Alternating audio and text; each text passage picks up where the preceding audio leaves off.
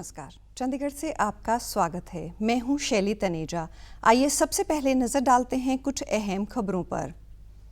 केंद्रीय कृषि और किसान कल्याण मंत्री ने किसान समुदाय से अपील की है कि वे नए कृषि कानून के बारे में किए जा रहे गलत प्रचार से ना हो भ्रमित। सरकार द्वारा कोविड-19 महामारी से निपटने के लिए उठाए जा रहे कदमों से बीमारी के सक्रिय मामलों में लगातार हो रही है कमी।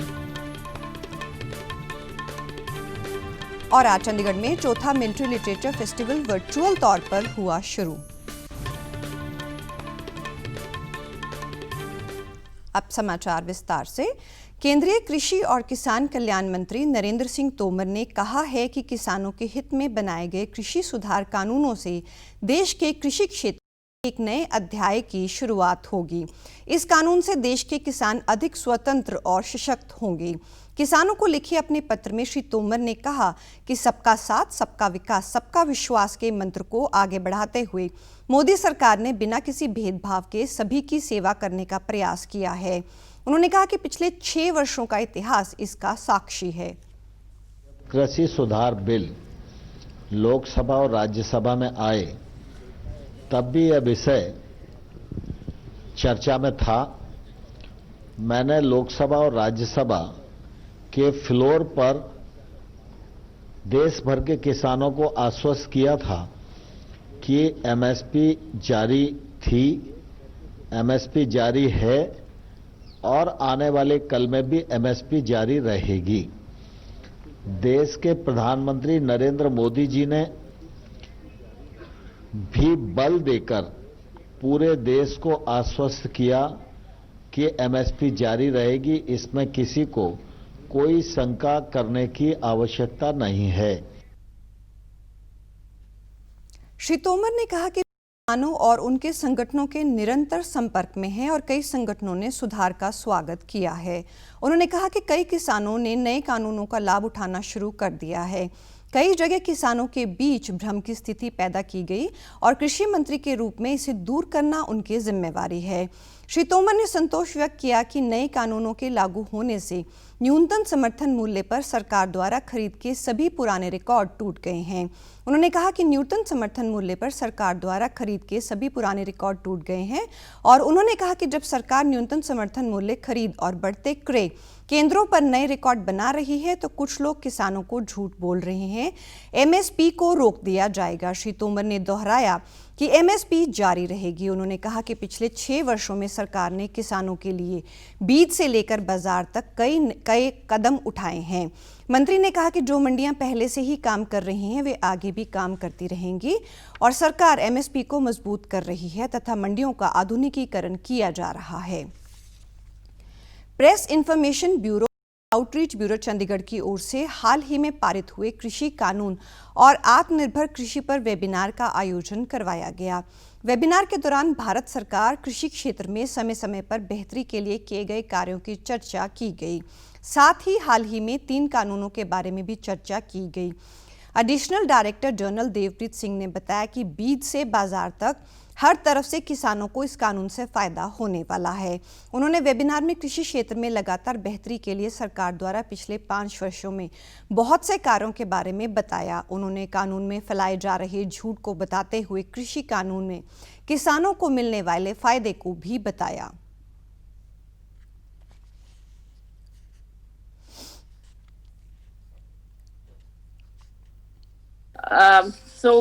There have been a number of myths, and we in the government we are trying to overcome those myths and bring the actual situation to the ground level and to the farmer who is the ultimate beneficiary. So now what will happen? The MSP system will continue after passing the bills. In fact, government has announced an MSP increase.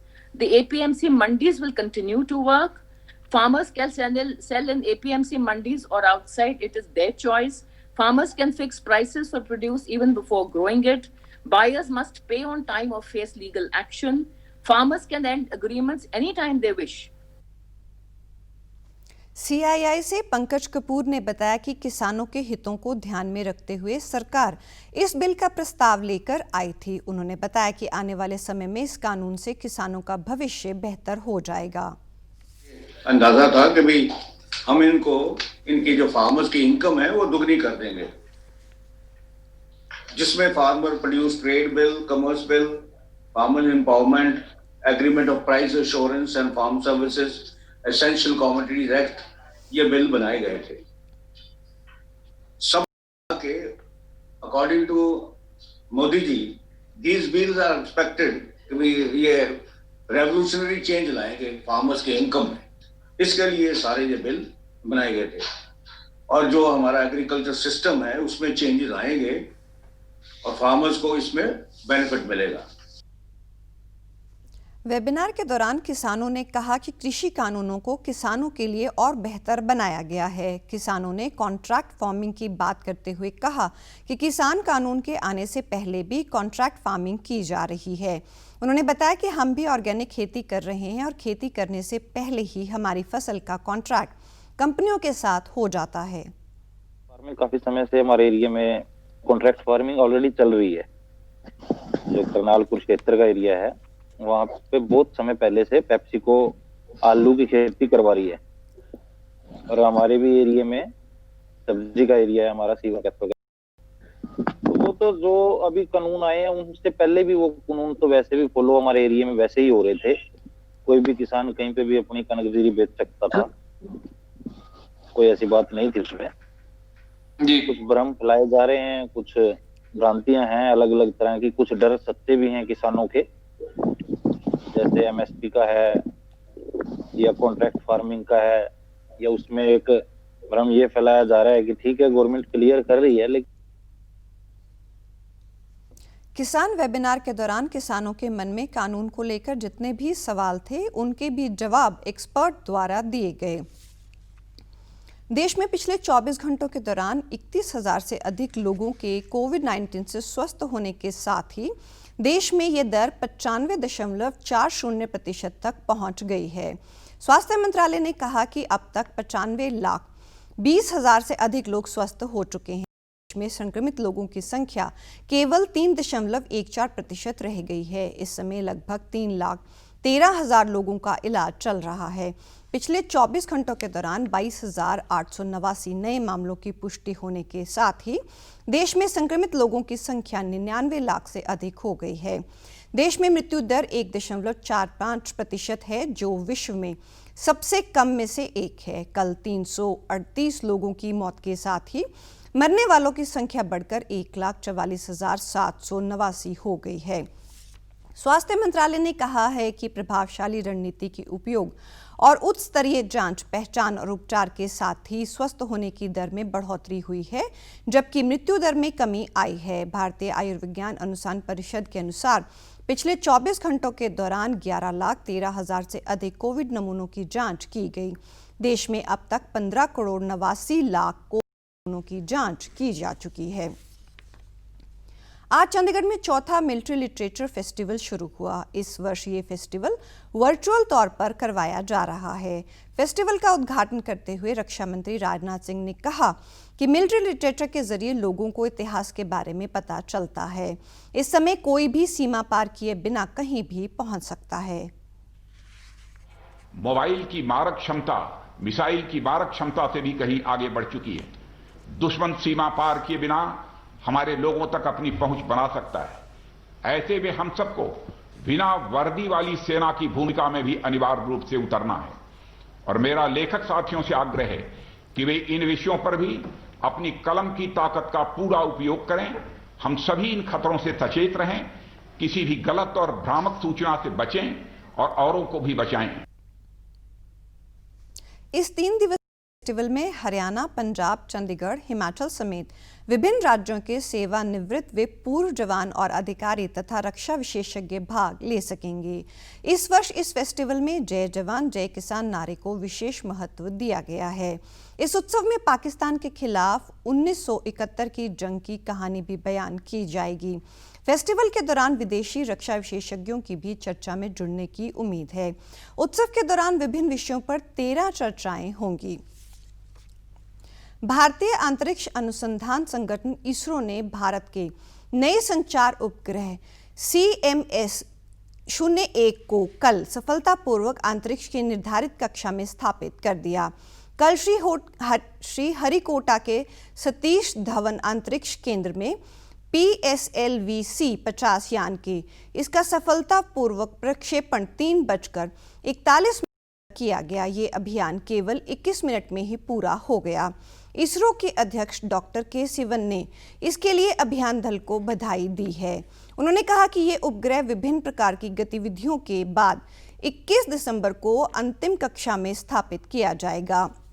योजना के अनुसार ये उपग्रह विस्तारित C band के लिए अपनी सेवाएं देता रहेगा। डॉक्टर सिवन ने कहा कि इसरो आने वाले दिनों में भी अंतरिक्ष संबंधी खोज के लिए उपग्रह का प्रक्षेपण करता रहेगा। इन उपग्रहों में PSLV-C 51 और लघु उपग्रह प्रक्षेपण यान SSLV शामिल हैं। उन्होंने ये भी बताया कि चंद्रयान 3, गगनयान और आदित्य L1 जैसे प्रतिष्ठित मिशनों की भी तैयारी चल रही है।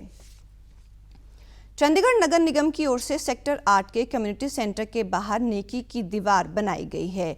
मेयर राजबाग ने आज इस नेकी की दीवार को शुरू किया। इस नेकी की दीवार को शेल्टर के साथ बनाया गया है ताकि खराब मौसम व वर्षा में भी यहां रखा सामान खराब ना हो।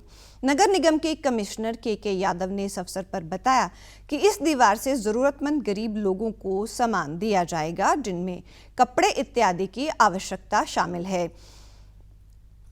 की दीवार बनाएंगे और मुझे तो ये बहुत ही ज़्यादा अच्छा लगा और जगह जगह मैं भी फील करती हूँ कि जगह जगह ये होने चाहिए और जगह जगह हम बनाएंगे कम्युनिटी सेंटर्स में, जहाँ भी हमें पॉसिबल और अच्छी जगह मिलेगी हम बनाएंगे। ये नेकी की दीवार है और इसमें कोई भी इंसान जिसके पास अपने घर में कोई ऐसी चीज़ है जो वो यूज़ नहीं कर रहा है तो वो इसके ऊपर रख सकता है और साथ ही यहाँ से जिसको भी ज़रूरतमंद है, जो भी ज़रूरतमंद है, वो यहाँ से अपना सामान, कोई भी सामान उठा भी लेके जा सकता है। तो ये एक है या ऐसा हम एक इंटरेक्शन पॉइंट कह सकते हैं इसको, जहाँ पर जिसको ज़रूरत नहीं है वो अपनी तरफ से डोनेट कर रहा है, जिसको ज़रूरत है वो यहाँ से लेके जा पा रहा है। इस नेकी की दीवार में सामान रखने के लिए अलग अलग बक्से बनाए गए हैं ताकि कपड़े, कंबल, चादर, जूते, किताबें इत्यादि अलग से रखे जा सकें।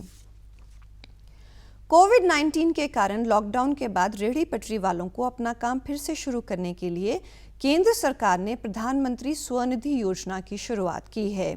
इस योजना के अंतर्गत सड़क किनारे काम करने वाले लोगों को 10,000 रुपये का ऋण आसान शर्तों पर मुहैया करवाया जाता है। इस योजना के अंतर्गत 2022 तक सरकार ने 50 लाख से अधिक रेहड़ी पटरी वालों को ऋण उपलब्ध करवाने का लक्ष्य रखा है।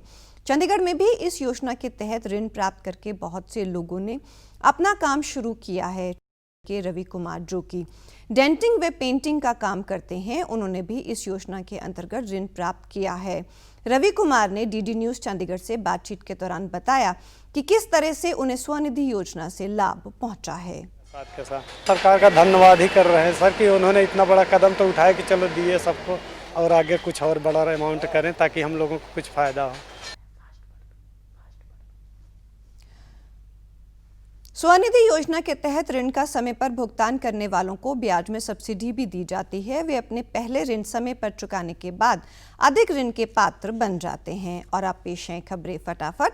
प्रधानमंत्री ने किसानों को आश्वासन दिया कि सरकार कृषि कानूनों के संबंध में किसानों की हर आशंका के निराकरण के लिए हर मुद्दे पर विचार करने के लिए तैयार है।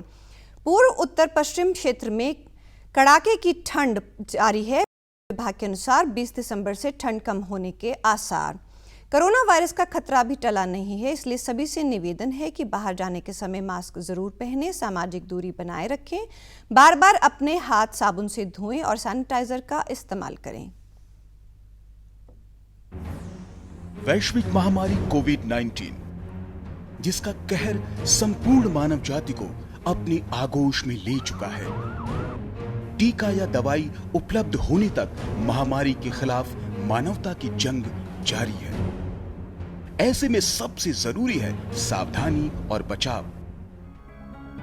फेस मास्क कोरोना से रोकथाम का सबसे प्रभावी उपाय साबित हुआ है। विश्व स्वास्थ्य संगठन और विशेषज्ञों की शोध का भी यही निष्कर्ष है कि मास्क से मुंह और नाक को अच्छी तरह ढककर कोरोना को कम किया जा सकता है। कोरोना संक्रमण से बचाव के लिए मास्क पहनने के साथ ही जरूरी है मास्क को सही तरीके से पहनना। बहुत से लोग मास्क से नाक और मुंह को सही तरीके से नहीं ढकते हैं, जिससे संक्रमण का खतरा बना रहता है। बिना मास्क या फेस कवर के घर से बाहर निकलने की अभी कल्पना करना भी सही नहीं है। जुड़िए डीडी न्यूज की खास मुहिम मास्क अप इंडिया के साथ। मास्क पहने और अपने मुंह और नाक को अच्छी तरह ढकें। अपने परिवार के सदस्यों और दोस्तों को मास्क पहनने के लिए कहें। Mask up India, mask up India. DD news के माध्यम से सबको बताना है, कोरोना को हराना है, मास्क जरूर लगाना है। Mask up India, mask up India, mask up India.